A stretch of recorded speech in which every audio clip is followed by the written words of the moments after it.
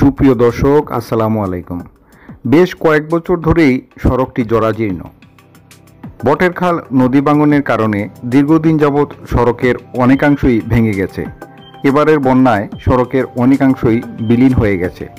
বলছিলাম সুনামগঞ্জের ছাতক উপজেলার গোবিন্দগঞ্জ বিনন্দপুর সড়কের দুর্দশার কথা। নদী ভাঙনের কারণে চরম দুর্ভোগে পড়েছেন এই অঞ্চলের অন্তত 20টি গ্রামের লাখো মানুষ। বিশেষ করে ঝুঁকিপূর্ণ সড়কে এলাকার স্কুল, কলেজ, মাদ্রাসা শিক্ষার্থী সহ মুমূর্ষু রোগীদের যাতায়াতে ভোগান্তির যেন শেষ নেই।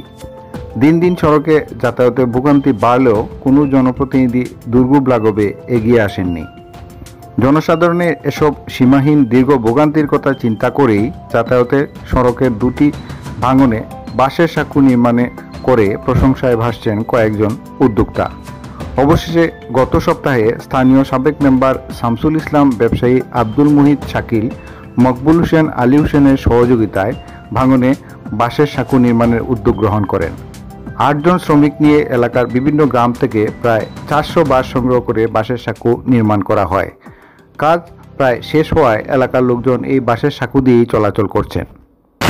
লাগালি থেকে কিছু অংশ বাস আনছি, কিশোরনগর থেকে, গোবিন্দনগর থেকে, ওখান থেকে আনিয়া ও রাস্তাটা এই যখন মানুষও কত কষ্টর মাঝে যখন আপ ডাউন 10 টাকা 20 টাকা দিত, তো 10 টাকার ফান উড়িয়ে আইতে পারে না। নৌকা চলতো এক সপ্তাহ আগে যে বন্যার পানি আছে ওই সময় নৌকা চলছে, নৌকা পারাপারের 10 টাকা 5 টাকা করে নিচ্ছে। এখন ওই যে বাসের ফুলটা দিছি, এখন মানুষের সহযোগিতাও করে না, বাসটাও তুললে আনছি যে মানুষের বেতনটা গেলে উঠাইতাম পারলাম না।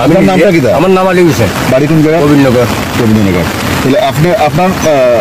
আপনি কাজ করছেন? আমি উদ্যোগ নিচ্ছি, আমি নিজে করাইছি মানুষকে।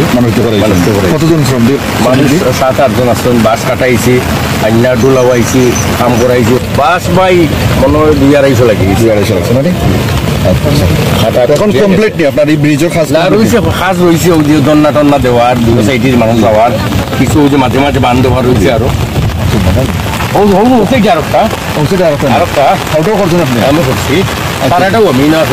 দেখা লাগবো কি আমরা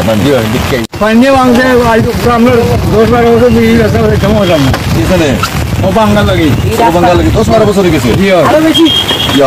তাহলে কি সরকারে কোন দেখুন নামে পাই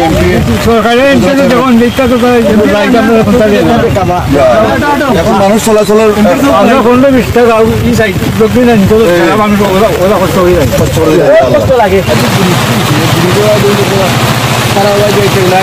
ঝামেলা হয়। পানির সময় নৌকা প্রায় 70-80 জন, মানে 100 এখন নৌকা।